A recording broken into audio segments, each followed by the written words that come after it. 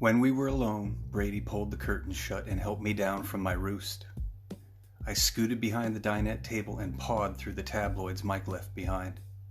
My breath bottled up tight inside me when I saw Kev and I had split the front page of the Mirror. On the left, a murky but identifiable frame grab from sneaky cell phone footage of Kev snorting C-3PO off the cracked screen of his own device. At right, a greenish sequence of me kissing Brady in the doorway of his coach. Me hunching to light a cigarette in the rain, fully illuminating my face for the camera and making my nose look massive. A final shot caught me turning to disappear into the night like Bigfoot in a cagoule waving goodbye. Motherfucking technology, you can't lie when millions of megapixels say it was you. It was Kev, sure as shit that was him, holding one nostril shut with his thumb, showcasing the stupid tattoos across his knuckles that spelled pimp. And it was unmistakably me, sneaking away from Brady's bus with a lime green nicotine chakra smoldering in my chin. The media combined and conflated our stories into a shocking expose of rock and roll excess in the golden age of information and the lethal second coming of Pakistani synthetic super opiates. Caught on camera, Kev's drugs shame. Love rat Brady cheats with Owen hitmaker Mags. An odd effect followed me backstage as I followed Gabe. Audible conversations faded to whispers at 5 paces.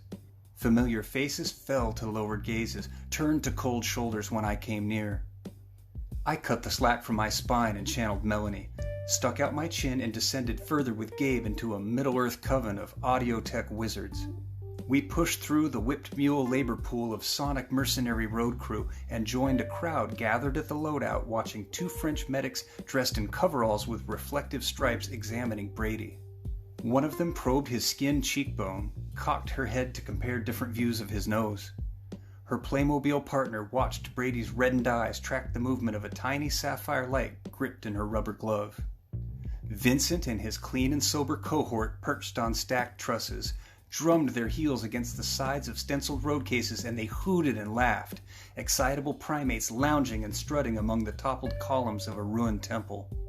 Vincent had found his tribe on tour, returned to the trees as the spiritual leader of this species of lesser roadie. He clapped and made an ugly noise that came from somewhere on the moose call spectrum. I hadn't heard Vincent's laughter in months, and he was belligerent now, bright-eyed and taunting Brady. "That was absolutely vicious, Miles. God damn, Brady, you move like a cat!" Brady aimed a beam of pure laser hate over the medic's head at Vincent. She took his chin in her gloved fingers and gently reclaimed his attention, mimed with one smurfed blue hand for him to lift a white wad of gauze to his nose, and when Brady obeyed, a sick, starving part of me heated up and burned black with rage. Where the fuck was this coming from? More French medics worked alongside security to prep Kev for transport, and he howled, huffed through gritted teeth, and kicked like a rope goat as they strapped him to a gurney. He made detailed threats of tantric-length sexual assault against everyone involved in his restraint, lamented the birth of his tormentor's ancestors in a formal freestyle curse, wishing fatal car crashes and pediatric cancer on all descendants yet to come. A thin ruffle of applause rose from our curious assembly as the ambulance flashed its overhead lights and carved tracks through the mud to take Kev wherever you take somebody who goes around the corner like that.